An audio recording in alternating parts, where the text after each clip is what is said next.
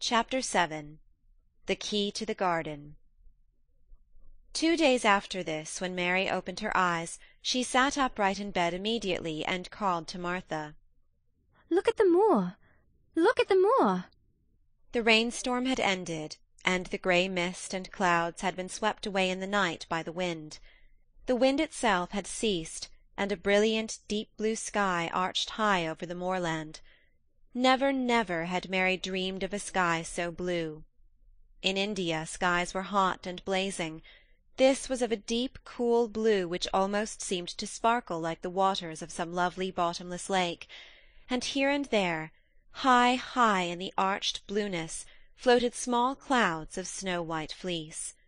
The far-reaching world of the moor itself looked softly blue instead of gloomy purple-black or awful dreary grey. "Aye," said Martha with a cheerful grin. "The storm's over for a bit. It does like this at this time o' year. It goes off in a night like it was pretending it had never been here, and never meant to come again. That's because the springtime's on its way. It's a long way off yet, but it's coming." "I thought perhaps it always rained or looked dark in England," Mary said. No," said Martha, sitting up on her heels among her black lead brushes. "Now to the sort." "What does that mean?" asked Mary seriously. In India the natives spoke different dialects which only a few people understood, so she was not surprised when Martha used words she did not know. Martha laughed as she had done the first morning. "There now," she said, "I've talked broad Yorkshire again, like Mrs. Medlock says I mustn't. Now to the sort means nothing of the sort." Slowly and carefully. "But it takes so long to say it. Yorkshire's the sunniest place on earth when it is sunny. I told thee tha'd like the moor after a bit. Just you wait till you see the gold-coloured gorse blossoms, and the blossoms of the broom, and the heather flowering, all purple bells, and hundreds of butterflies fluttering, and bees humming, and skylarks soaring up and singing. You'll want to get out on it at sunrise, and live out on it all day like Dickon does." "Could I ever get there?" asked Mary wistfully, looking through her window at the far-off blue. It was so new and big and wonderful, and such a heavenly colour. "I don't know," answered Martha. "Tha's never used the leg since thou was born, it seems to me. Thou couldn't walk 5 mile. It's 5 mile to our cottage." "I should like to see your cottage." Martha stared at her a moment curiously before she took up her polishing-brush and began to rub the grate again. She was thinking that the small, plain face did not look quite as sour at this moment as it had done the first morning she saw it. It looked just a trifle like little Susan Ann's when she wanted something very much. "I'll ask my mother about it," she said. "She's one of them that nearly always sees a way to do things. It's my day out to-day, and I'm going home. I am glad. Mrs. Medlock thinks a lot of mother. Perhaps she could talk to her." "I like your mother," said Mary. "I should think they did," agreed Martha, polishing away. "I've never seen her," said Mary. "No, there hasn't," replied Martha. She sat up on her heels again and rubbed the end of her nose with the back of her hand, as if puzzled for a moment, but she ended quite positively. "Well, she's that sensible and hard-working and good-natured and clean that no one could help liking her, whether they'd seen her or not. When I'm going home to her on my day out, I just jump for joy when I'm crossing the moor." "I like Dickon," added Mary. "and I've never seen him." "Well," said Martha stoutly, "I've told thee that the very birds like him, and the rabbits and wild sheep and ponies, and the foxes themselves. I wonder," staring at her reflectively, "what Dickon would think of thee?" "He wouldn't like me," said Mary in her stiff, cold little way. "No one does." Martha looked reflective again. "How does thou like thyself?" she inquired, really quite as if she were curious to know. Mary hesitated a moment and thought it over. "Not at all, really," she answered. "But I never thought of that before." Martha grinned a little, as if at some homely recollection. "Mother said that to me once," she said. "She was at her wash-tub, and I was in a bad temper, and talking ill of folk, and she turns round on me and says, 'The young vixen, tha! There they stand saying they doesn't like this one and they doesn't like that one. How does they like theirself? It made me laugh, and it brought me to my senses in a minute." She went away in high spirits as soon as she had given Mary her breakfast. She was going to walk 5 miles across the moor to the cottage, and she was going to help her mother with the washing and do the week's baking and enjoy herself thoroughly. Mary felt lonelier than ever when she knew she was no longer in the house.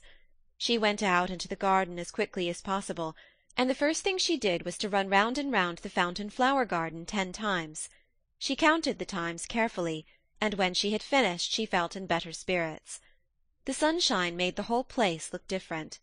The high, deep blue sky arched over Misselthwaite as well as over the moor, and she kept lifting her face and looking up into it, trying to imagine what it would be like to lie down on one of the little snow-white clouds and float about. She went into the first kitchen garden, and found Ben Weatherstaff working there with 2 other gardeners. The change in the weather seemed to have done him good. He spoke to her of his own accord. "Springtime's coming," he said. "Cannot thou smell it?" Mary sniffed and thought she could. "I smell something nice and fresh and damp," she said. "That's a good rich earth," he answered, digging away. "It's in a good humour, making ready to grow things. It's glad when planting time comes. It's dull in the winter, when it's got nowt to do. In the flower gardens out there, things will be stirring down below i' the dark. The sun's warming 'em. You'll see bits of green spikes sticking out of the black earth after a bit." "What will they be?" asked Mary. "Crocuses and snowdrops and daffodillies. Hast thou never seen 'em?" "No. Everything is hot and wet and green after the rains in India," said Mary. "and I think things grow up in a night." "These won't grow up in a night," said Weatherstaff. "Thou'll have to wait for 'em. They'll poke up a bit higher here, and push out a spike more there, and uncurl a leaf this day, and another that. You watch 'em." "I am going to," answered Mary. Very soon she heard the soft rustling flight of wings again, and she knew at once that the robin had come again. He was very pert and lively, and hopped about so close to her feet, and put his head on one side and looked at her so slyly, that she asked Ben Weatherstaff a question. "Do you think he remembers me?" she said. "Remembers thee?" said Weatherstaff indignantly. "He knows every cabbage stump i' the gardens, let alone the people. He's never seen a little wench here before, and he's bent on finding out all about thee. There's no need to try to hide anything from him." "Are things stirring down below in the dark in that garden where he lives?" Mary inquired. "What garden?" grunted Weatherstaff, becoming surly again. "The one where the old rose trees are." She could not help asking, because she wanted so much to know. "Are all the flowers dead, or do some of them come again in the summer? Are there ever any roses?" "Ask him," said Ben Weatherstaff, hunching his shoulders toward the robin. "He's the only one as knows. No one else has seen inside it for 10 years. 10 years was a long time, Mary thought.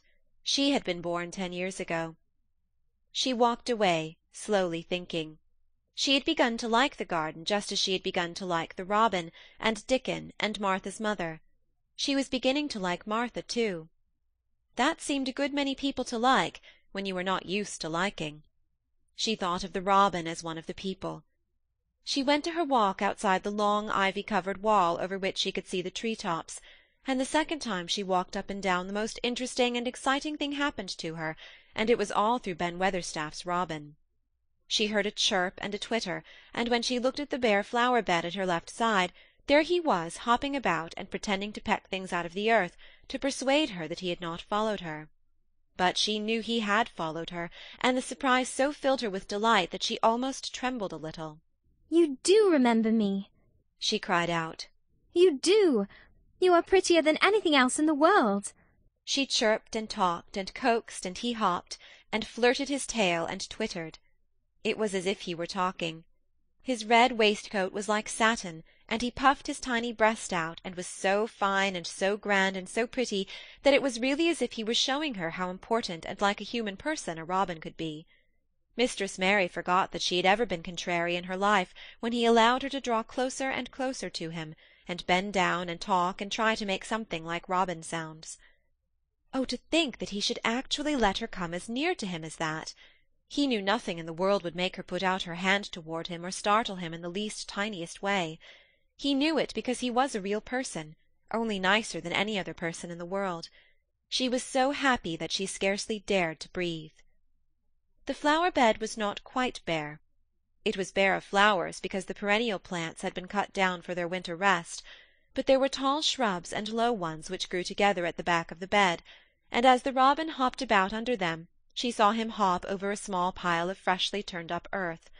He stopped on it to look for a worm. The earth had been turned up because a dog had been trying to dig up a mole, and he had scratched quite a deep hole. Mary looked at it, not really knowing why the hole was there, and as she looked, she saw something almost buried in the newly turned soil. It was something like a ring of rusty iron or brass, and when the robin flew up into a tree near by, she put out her hand and picked the ring up. It was more than a ring, however. It was an old key, which looked as if it had been buried a long time. Mistress Mary stood up and looked at it with an almost frightened face as it hung from her finger. "Perhaps it has been buried for 10 years," she said in a whisper. "Perhaps it is the key to the garden." End of chapter 7.